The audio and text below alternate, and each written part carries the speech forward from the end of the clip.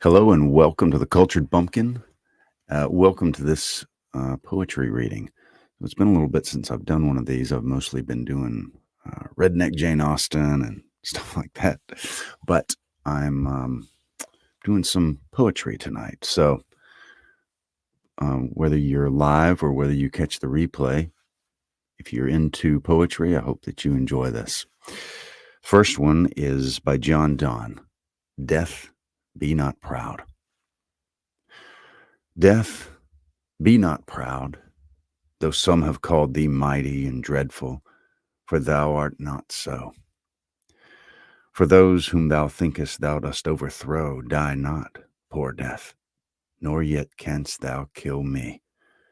From rest and sleep, which but thy pictures be much pleasure, then from thee much more must flow, and soonest our best men with thee do go, rest of their bones and soul's delivery. Thou art slave to fate, chance, kings, and desperate men, and dost with poison, war, and sickness dwell. And poppy or charms can make us sleep as well and better than thy stroke. Why swellest thou then? And one short sleep past, we wake eternally, and death shall be no more. Death, thou shalt die. Death Be Not Proud by John Donne. What's going on, brother? Yeah, some okie dude here in the comments. Definitely check. If you like classic literature, you should definitely follow him on YouTube. He does a lot of great stuff. He's interested in just a wide range of classic literature, and I love that. She Walks in Beauty by Lord Byron. She walks in beauty like the night of cloudless climes and starry skies, and all that's best of dark and bright meet in her aspect and her eyes, thus mellowed to that tender light which heaven to gaudy day denies. One shade the more, one ray the less, had half impaired the nameless grace which waves in every raven tress, or softly lightens o'er her face, where thoughts serenely sweet express how pure, how dear their dwelling place. And on that cheek and o'er that brow, so soft, so calm, yet eloquent, the smiles that win, the tints that glow, but tell of days in goodness spent, a mind at peace with all below, a heart whose love is innocent. She Walks in Beauty by Lord Byron. When You Are Old by William Butler Yeats. When you are old and gray and full of sleep and nodding by the fire, take down this book and slowly read, and dream of the soft look your eyes once had, and of their shadows deep. How many loved your moments of glad grace, and loved your beauty with love false or true. But one man loved the pilgrim soul in you, and loved the sorrows of your changing face, and bending down beside the glowing bars murmur a little sadly how love fled, and paced upon the mountains overhead, and hid his face amid a crowd of stars. When You Are Old by William Butler Yeats.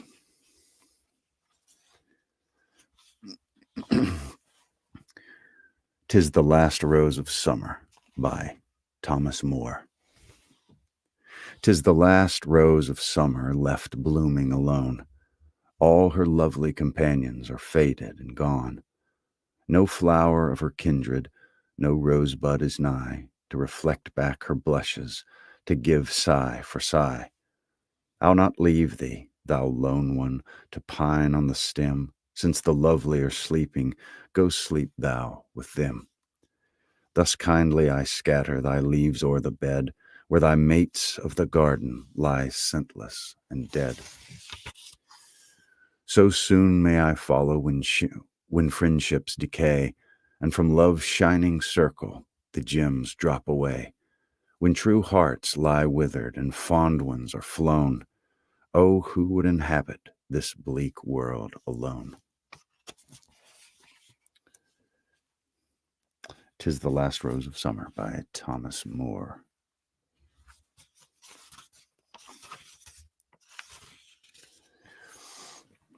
Here is Shall I Compare Thee to a Summer's Day by William Shakespeare.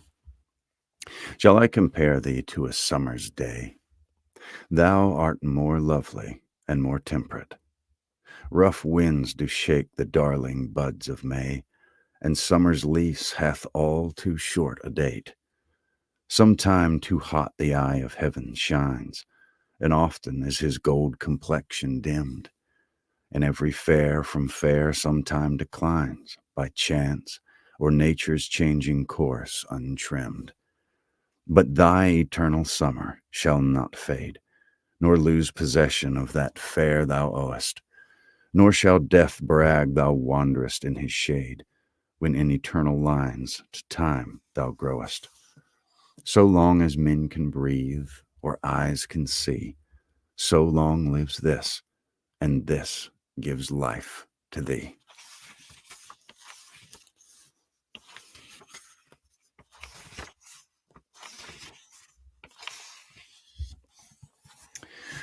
Here's one by John Clare called I Am. I am, yet what I am none cares or knows. My friends forsake me like a memory lost. I am the self-consumer of my woes. They rise and vanish in oblivious host, like shades in love and death's oblivion lost. And yet I am, and live with shadows tossed into the nothingness of scorn and noise, into the living sea of waking dreams, where there is neither sense of life nor joys, but the vast shipwreck of my life's esteems. And in the dearest that I love the best are strange, nay, rather stranger than the rest. I long for scenes where man has never trod, a place where woman never smiled or wept, there to abide with my Creator God, and sleep as I in childhood sweetly slept, untroubling and untroubled where I lie, the grass below, above the vaulted sky. John Clare, I Am. Then Hate Me When Thou Wilt by William Shakespeare. Then hate me when thou wilt, if ever now. Now while the world is bent my deeds to cross, join with the spite of fortune, make me bow, and do not drop in for an after loss. Ah, do not, when my heart hath scaped this sorrow, come in the rearward of a conquered woe. Give not windy night a rainy morrow to linger out a purposed overthrow. If thou wilt leave me, do not leave me last, when other petty griefs have done their spite, but in the onset come, so shall I taste at first the very worst of fortune's might, and other strains of woe, which now seem woe, compared with loss of thee, will not seem so. Then Hate Me When Thou Wilt by William Shakespeare. I'm not sure which one that's from. If you know, feel free to chime in.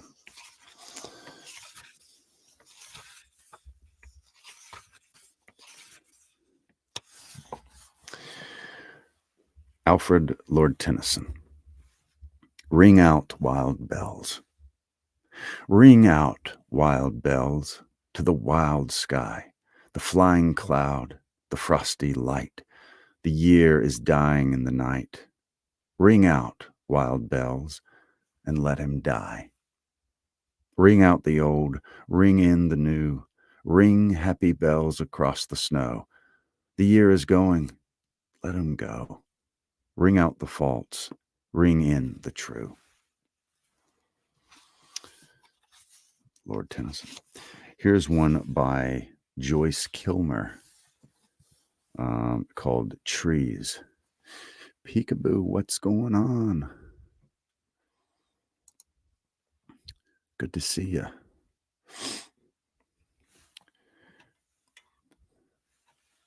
I think that I shall never see a poem lovely as a tree whose hungry mouth is pressed against the earth's sweet flowing breast, a tree that looks at God all day and lifts her leafy arms to pray, a tree that may in summer wear a nest of robins in her hair, upon whose bosom snow has lain, who intimately lives with rain.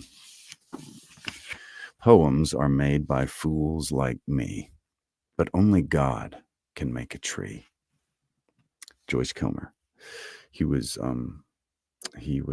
killed in World War One.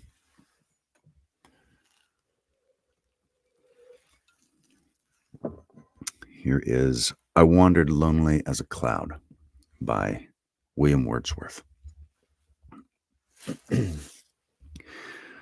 I wandered lonely as a cloud that floats on high o'er vales and hills, when all at once I saw a crowd, a host of golden daffodils, beside the lake, beneath the trees, fluttering and dancing in the breeze.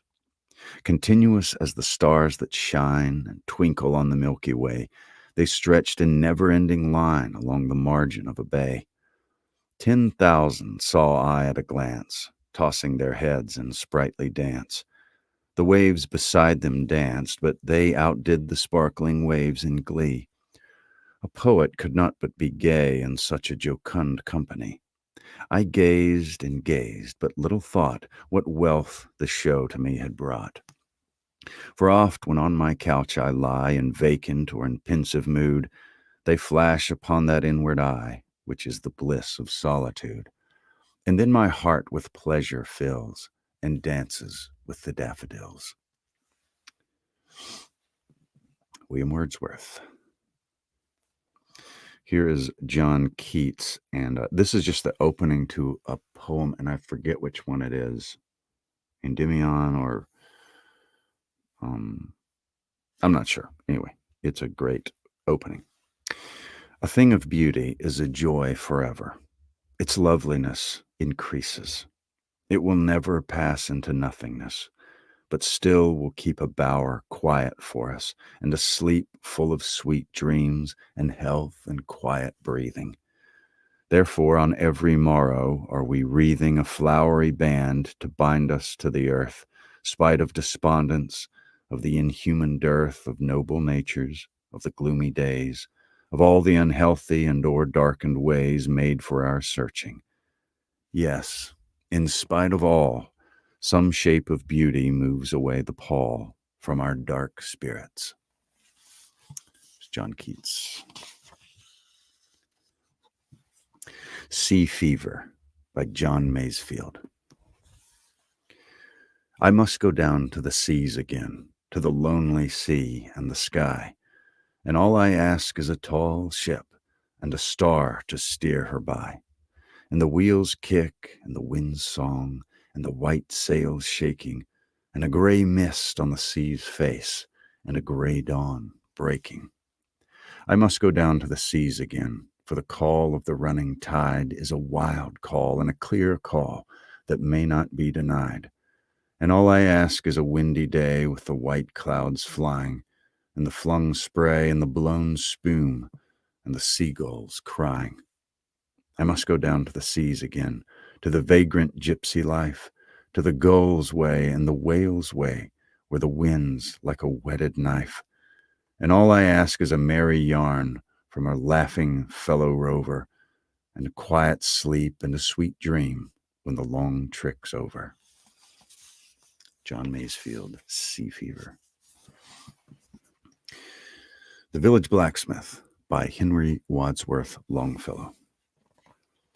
Under a spreading chestnut tree, the village smithy stands. The smith, a mighty man is he, with large and sinewy hands. The muscles of his brawny arms are strong as iron bands. His hair is crisp and black and long. His face is like the tan. His brow is wet with honest sweat. He earns whate'er he can and looks the whole world in the face, for he owes not any man. Week in, week out, from morn till night, you can hear his bellows blow. You can hear him swing his heavy sledge with measured beat and slow, like a sexton ringing the village bell when the evening sun is low. And children coming home from school look in at the open door. They love to see the flaming forge and hear the bellows roar and catch the burning sparks that fly like chaff from a threshing floor. He goes on Sunday to the church and sits among his boys. He hears the parson pray and preach. He hears his daughter's voice singing in the village choir, and it makes his heart rejoice. It sounds to him like her mother's voice singing in paradise. He must think of her once more, how in the grave she lies, and with his hard, rough hand he wipes a tear out of his eyes. Toiling, rejoicing, sorrowing, onward through life he goes. Each morning sees some task begin, each evening sees it close.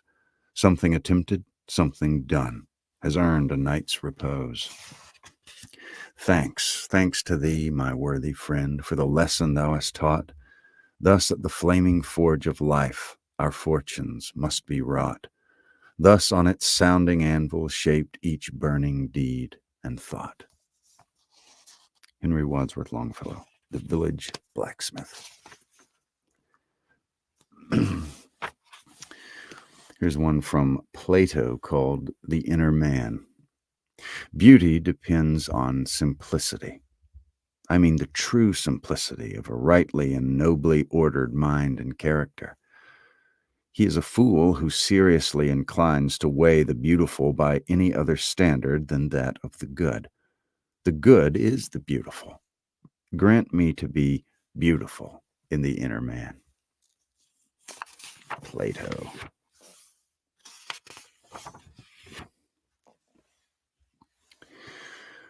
Emily Dickinson. We never know how high we are.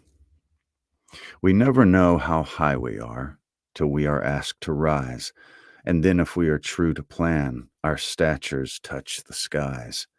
The heroism we recite would be a normal thing did not ourselves the cubits warp for fear to be a king. A Psalm of Life by Henry Wadsworth Longfellow. Tell me not in mournful numbers, life is but an empty dream. For the soul is dead that slumbers, and things are not what they seem. Life is real, life is earnest, and the grave is not its goal. Dust thou art, to dust returnest, was not spoken of the soul. Not enjoyment and not sorrow is our destined end or way, but to act that each tomorrow finds us farther than today. Art is long, and time is fleeting, and our hearts, though stout and brave, still like muffled drums are beating funeral marches to the grave. In the world's broad field of battle, in the bivouac of life, be not like dumb-driven cattle. Be a hero in the strife. Trust no future, howe'er pleasant. Let the dead past bury its dead.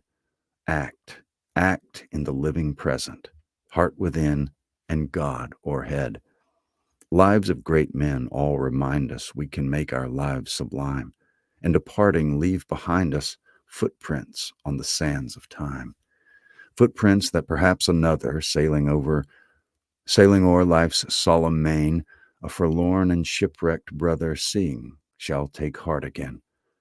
Let us then be up and doing, with a heart for any fate. Excuse me.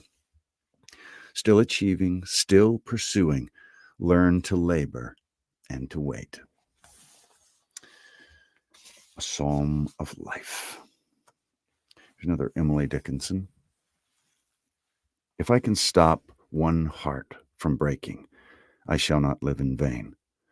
If I can ease one life the aching, or cool one pain, or help one lonely robin into his nest again, I shall not live in vain.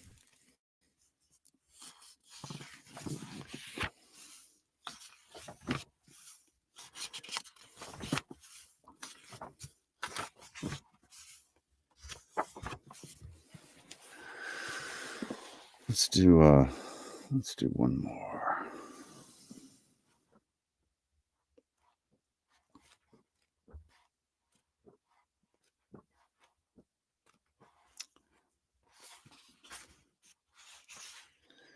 This one is by Alan Seeger, called I Have a Rendezvous with Death. And this is written in the First World War. So it's one of the Great War poems. And this guy actually died in the Great War, in World War One. I have a rendezvous with death at some disputed barricade. When spring comes back with rustling shade and apple blossoms fill the air, I have a rendezvous with death when spring brings back blue days and fair. It may be he shall take my hand and lead me into his dark land and close my eyes and quench my breath. It may be I shall pass him still.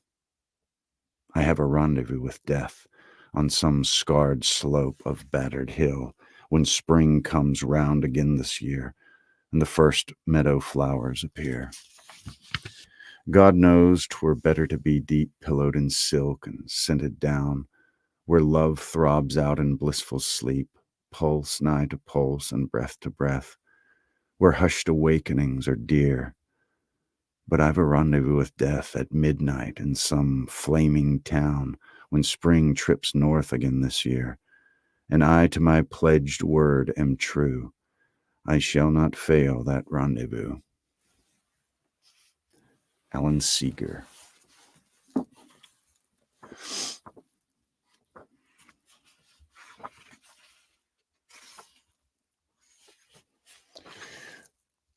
We'll finish this reading with My Evening Prayer by Charles Gabriel. If I have wounded any soul today, if I have caused one foot to go astray, if I have walked in my own willful way, good Lord, forgive. If I have uttered idle words or vain, if I have turned aside from want or pain, lest I myself should suffer through the strain, good Lord, forgive. If I have craved for joys that are not mine, if I have let my wayward heart repine, dwelling on things of earth, not things divine, good Lord, forgive. If I have been perverse or hard or cold, if I have longed for shelter in thy fold, when thou hast given me some part to hold, good Lord, forgive. Forgive the sins I have confessed to thee. Forgive the secret sins I do not see. That which I know not, Father, teach thou me. Help me to live. Charles Gabriel. My Evening Prayer. So hope you enjoyed that. And if you like poetry, you like classic literature, I hope you'll subscribe, whether you're live or catching the replay, because I think you'd like it here. We do a lot of this kind of thing, and a lot of longer stuff like short stories and that kind of thing. So anyway, hope you have a good one, and we'll see you soon.